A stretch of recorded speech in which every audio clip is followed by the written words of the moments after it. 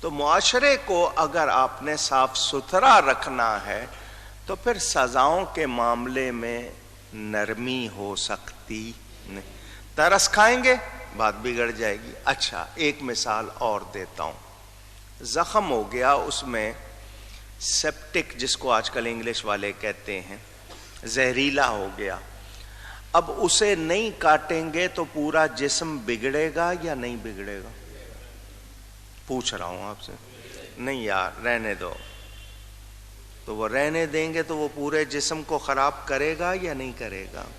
تو آپ کہتے ہیں جی فوراً پیسے دیتے ہیں, ڈاکٹر کے پاس جاتے ہیں, جی کاٹ اس کو, نکال. تو آپ نے زخم کیوں نکالا؟ کہ باقی جسم بچ جائے. اسی طرح اسلام یہی چاہتا ہے کہ جو برائی ہے اس کو نکالو تاکہ معاشرہ بگڑنے نہ پائے. سمجھ آ گئی بات آپ کو؟ تو یہ سزائیں رحمت ہیں. یہ کوئی زبردستی آپ کے ساتھ ایسی یا زیادتی اونچی کہی ہے. جو مانتے صرف وہ کہیں یہ زیادتی.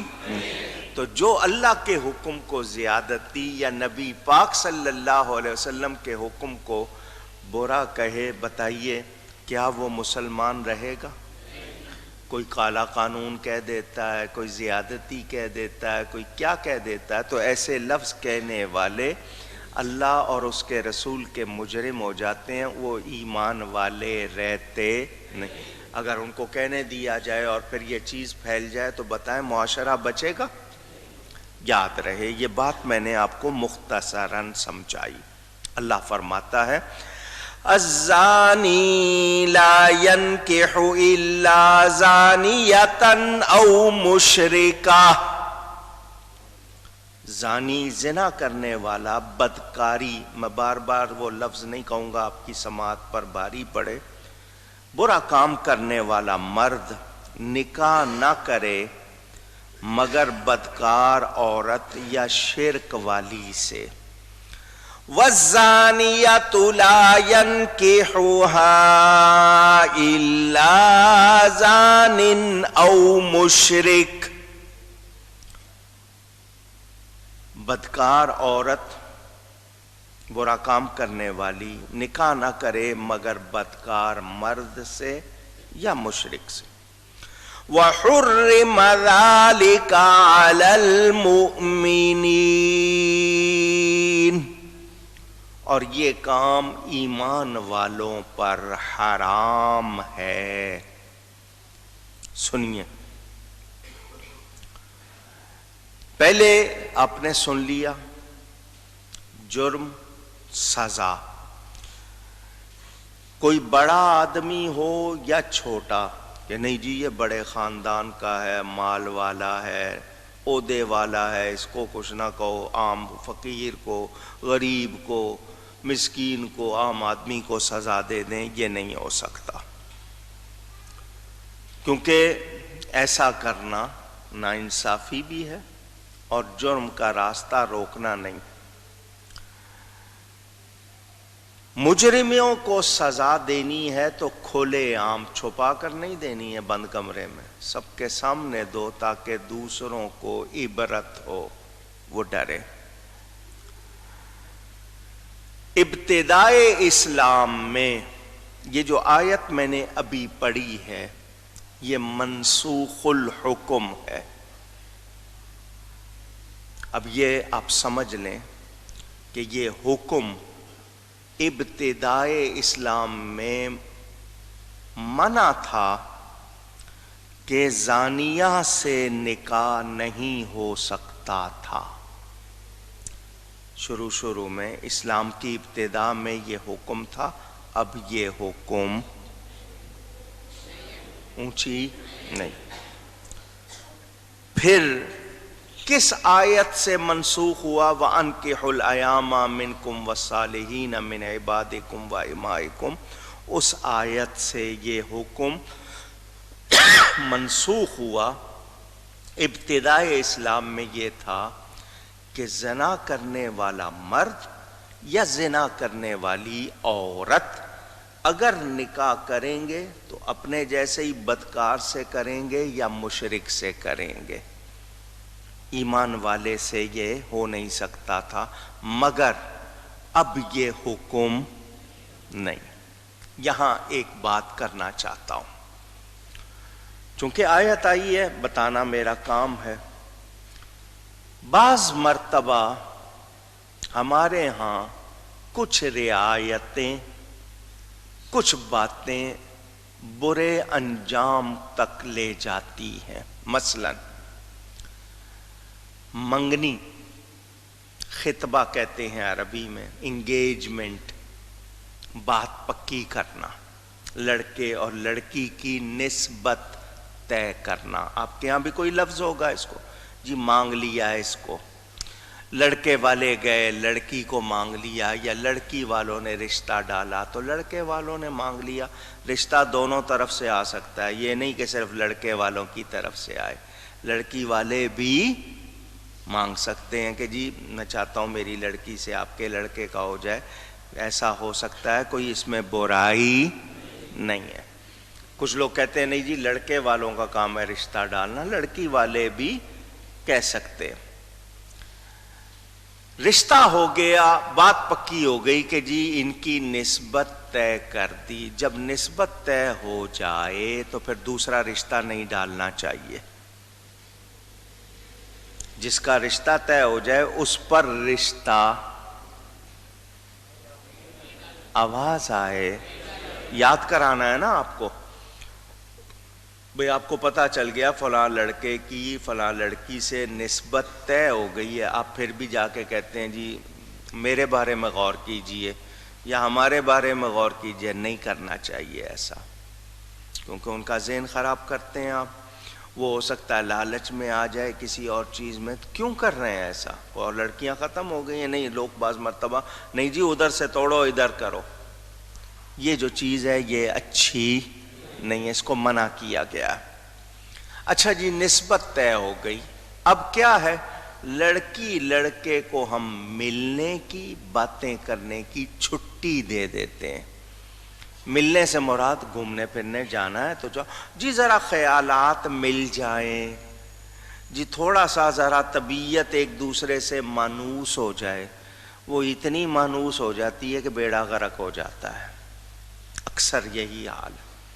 ایک دوسرے کو دیکھنے کی اجازت ہے، دیکھنے کی، اونچی کہیے، لڑکا لڑکی کو، لڑکی لڑکے کو دیکھ سکتے، اس سے زیادہ نہیں۔ رسمی بات کرنی ہے، اس نے سلام کر لیا، وعلیکم السلام، ایک بار ہو گیا چھٹی۔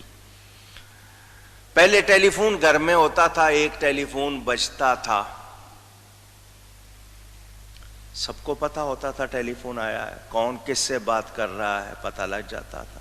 اب آ گیا یہ موبائل فون، سیل فون، جوال، پتہ ہی نہیں ہے آپ کو، بیٹی ساتھ بیٹھی ہوئی کس کے ساتھ چیٹنگ کر رہی ہے، آپ کو کچھ پتہ نہیں۔ اب تو اور زیادہ بات بڑھ گئی ہے، اس میں کیمرے آ گئے ہیں، کون کس کو ریکارڈ کر رہا ہے، کون کس کی آواز بھر رہا ہے، کوئی آپ کی پرائیویسی نہیں رہی۔ معاملہ بگڑتا جا رہا ہے روز بروز، انتہا۔ اور اس فون کی وجہ سے کتنے جھگڑے، کتنی مصیبتیں۔ اب اس میں دیکھیں اسکائپ ہے، اس میں آئی ایم او ہے، اس میں وائبر ہے، اس میں واٹس ایپ ہے، اس میں یہ وہ جناب لگائے ہوئے ہیں اور سیٹ کیے ہوئے ہیں، ادھر ماں ہے ادھر بیٹی ہے، یا آپس میں ایک دوسرے کو دیکھ بھی رہے ہیں، باتیں بھی ہو رہی ہیں، یعنی فل ٹائم، پورا ٹائم اسی پہ گزر رہا ہے۔ یہ بیماری ہے، اس کی جو ریڈیشن ہے نا، جو اس سے شعاعیں نکلتی ہیں وہ آپ کو تباہ کر رہی ہیں۔ جو سرانے رکھ کے سوتے ہیں بہت جلدی جتنے بیمار ہوں گے اندازہ نہیں ہے ان کو، یہ آپ کی نسوں کو بیکار کر دیتا ہے، مردانہ قوت کو ختم کرتا ہے یہ لوگ جو جیب میں رکھتے ہیں۔ اس کے علاوہ آپ کے ہاتھوں میں، دوسری چیزوں میں اس کی ریڈیشن بہت بڑی بیماری ہے، بہت جلد آپ کے سامنے یہ ساری باتیں کھل جائیں گی، کیونکہ اگلے جو مریض ہوں گے نا وہ غذاؤں کے نہیں ہوں گے، وہ اس کے مریض ہوں گے۔ اس کی وجہ سے جو بیماریاں آ رہی ہیں، یہ میں کوئی آپ کو غلط باتیں نہیں کر رہا ہوں، یہ خود انہوں نے لکھی ہیں جنہوں نے بنایا ہے۔ لیجئے جی، ملاقاتیں ہو رہی ہیں، سیر سپاٹے پہ جا رہے ہیں، اس میں وہ تعلقات کہاں تک چلے جاتے ہیں کوئی حال نہیں. ایک دوسرے کو اتنا جان لیتے ہیں کہ پھر نفرت ہو جاتی ہے، پھر ایک دوسرے کو دیکھنے کے روادار نہیں ہوتے. یہ سب کچھ جو ہے کیا اسلامی ہے؟ آواز آئے تو پھر مسلمان کیوں کر رہے ہیں یہ باتیں؟ سوچنا چاہیے. برادریوں میں، مختلف لوگوں میں یہ چیزیں پھیلتی جا رہی ہیں. جب تک بعض لوگ ایسا ہوتا ہے بچپن میں کر دیتے ہیں، بڑے ہو کے ان کے دماغ نہیں مل رہے، پھر وہ یہ کہ خاندان الگ ہو رہے ہیں، زبردستی. اچھا آج کل ایک رواج اور چل نکلا ہے جی، خاندان میں نہیں کرنا، بچے ٹھیک نہیں ہوں گے. قرآن نے جب کہا ہے برا نہیں ہے تو پھر یہ سائنس والے کہاں لے جائیں گے؟ ہاں مسلسل یہ کہ جی بیمار بھی ہے تب بھی کر دینا ہے، وہ اور بات ہے، وہ غلط ہے. آپ کا پتہ ہے کہ ایک آدمی بیمار ہے، طبیعت ٹھیک نہیں ہے، یا اس میں یہ عیب ہے، اور مسلسل کرنا تاکہ جائیداد ادھر ادھر نہ ہو، وہ اور مسئلے. لیکن جن لوگوں نے شریعت کے مقابلے پر اپنی باتیں لے آئے، لڑکی کو لڑکے کو آزاد کر دیا، ملو جہاں جانا ہے جاؤ جی، آج ہم فلم دیکھنے جا رہے ہیں، آج ہم فلانی پارٹی میں جا رہے ہیں، آج ڈنر پہ جا رہے ہیں، آج ذرا گھومنے جا رہے ہیں. وہ یہ جو سلسلے کر لیتے ہو اس کی گنجائش نہیں. اچھا خدا نخواستہ نکاح سے پہلے دونوں نے تعلق قائم کر لیا اور اس کا نتیجہ آ گیا سامنے، اب کیا کریں؟ یا کسی نے بغیر کسی منگنی کے کسی لڑکی کے ساتھ یہ کر لیا، اب کیا کریں؟ تو ان دونوں کا نکاح کرنا چاہیے فوراً. کیا کرنا چاہیے؟ ان دونوں کا نکاح کرنا. جو گناہ انہوں نے کیا وہ ان پر رہے گا، لیکن چونکہ مجرم ہوئے ہیں تو فوراً نکاح کریں تاکہ جو اولاد ہو وہ تو انہی کے پاس رہے نا. اب اس کو کیا کرتے ہیں؟ ضائع کرنا چاہتے ہیں. یہ جتنا میں آپ کو سنا رہا ہوں مجھے کوئی شوق نہیں ہے، لیکن یہ مسائل آتے ہیں ہمارے سامنے تو اس لیے کہ یہ باتیں بتائیے ہمارے ماحول کو کیا کر رہی ہے. اچھا ڈرامے ٹی وی پر ہوں یا آپ کے ہاں دوسرے جو تھیٹر لگائے جاتے ہیں، کچے ذہنوں میں وہ باتیں پہنچائی جا رہی ہیں جو درست نہیں. آپ کا معاشرہ یہ تھا کہ عورت اگر گھر میں روزے کے بغیر ہوتی تھی پورے گھر کو پتہ نہیں چلتا تھا کہ اس کا روزہ نہیں ہے، کیونکہ عورتوں کے مہینے میں کچھ دن ہوتے ہیں جن میں وہ روزہ نہیں رکھ سکتی. اگر اس کا روزہ نہیں ہوتا تھا پورے گھر کو پتہ نہیں. اب کھلے عام ہوتی ہیں باتیں، وہ باتیں جو پردے کی تھیں اب ٹی وی پر ان پر بحث کی جاتی ہے باقاعدہ. تو وہ جو بچے سن رہے ہیں، وہ جو بچیاں سن رہی ہیں، ان کا کیا حال ہوگا؟ پھر اس طرح کے واقعات ان کو دکھائے جا رہے ہیں، نتیجہ کیا نکلے گا؟ ماں نے بچی کی تربیت کس طرح کرنی ہے، اس کو کیا سکھانا ہے؟ ماں کو چاہیے بچی کو شرم و حیا بچپن سے سکھائے، کس سے کس طرح بات کرنی ہے، اٹھنا بیٹھنا کس طرح ہے، لباس پہننا ہے تو کتنا لباس ہونا چاہیے، کھلے گلے ہیں، لو نیک ہے. اگر خود اشتہار بن جاؤ گے دعوت دیتا ہوا، یا اس طرح کا لباس پہنو گے کہ دوسرے کی نظریں پڑیں تو پھر بچاؤ گے کس طرح؟ بیٹے کیا حکم ہے 9 سال کا بچہ بچی پھر دونوں کو آپس میں ایک کمرے میں الگ نہ رہنے دو. یہ ساری باتیں سکھائی گئیں مگر ہمارے ہاں ان کے خلاف ہوتا ہے.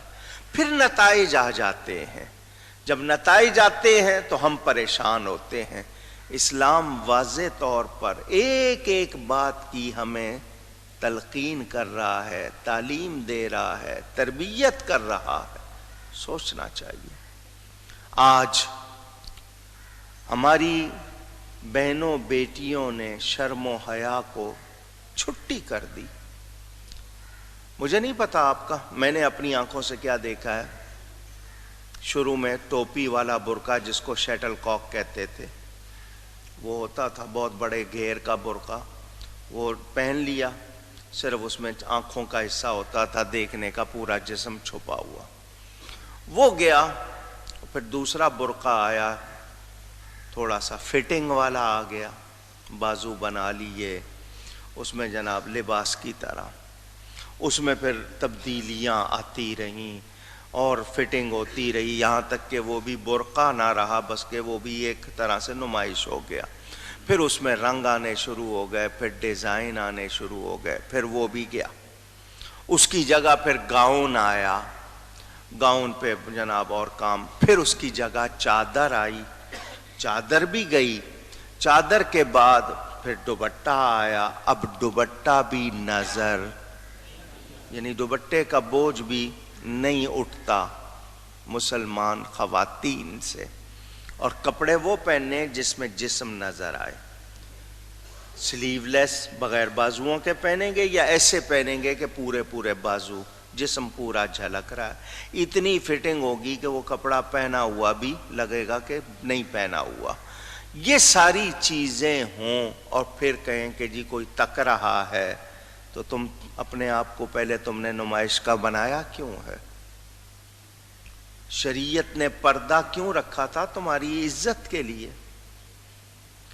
مسلمان عورتیں باہر جاتی تھیں، کافر لڑکے چھیڑتے تھے. ان کو کہا گیا کیوں چھیڑتے ہو مسلمان عورتوں کو؟ انہوں نے کہا ہمیں کیا پتا کون مسلمان ہے کون نہیں، فرق کر دو.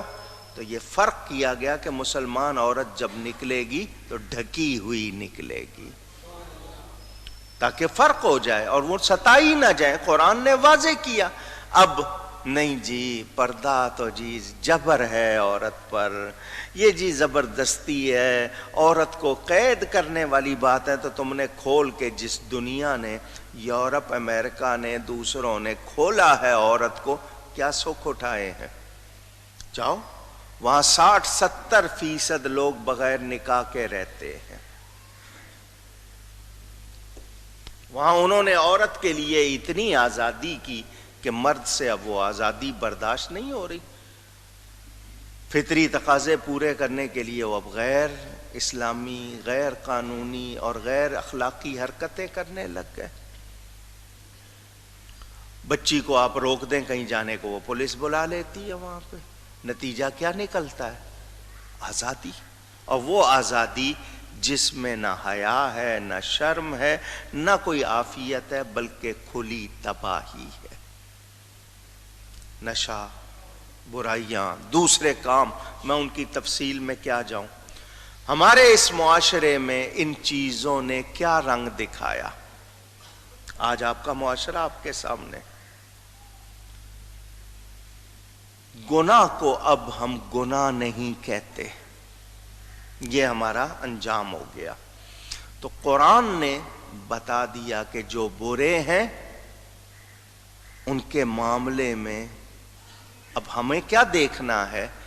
اگر میرے پاس ایمان ہے، میں سمجھا دوں.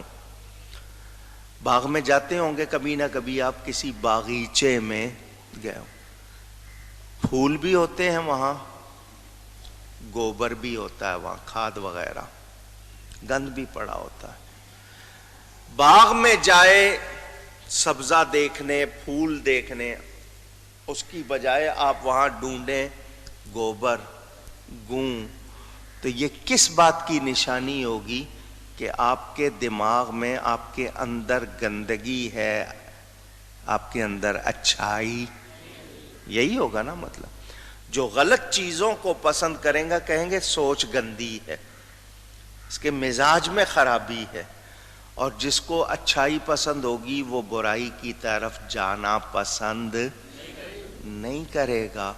اب یہاں سے آپ سوچ لیں کہ وہ لوگ جن کو ایسی چیزیں پسند آتی ہیں، ایسی سے مراد جو میں کہنا چاہ رہا ہوں سمجھ گئے ہوں گے آپ، ان کے بارے میں آپ کو پتہ چل جائے گا ان کے اندر اچھائی. یہ جو ایمان ہے نا، یہ جس کے اندر نقش ہے نا، آپ کی نگاہ کسی غلط چیز پہ پڑ گئی، فوراً ہٹائیں گے، دوبارہ نہیں دیکھیں گے، کیونکہ اندر جو ایمان ہے وہ دیکھنے نہیں دے گا۔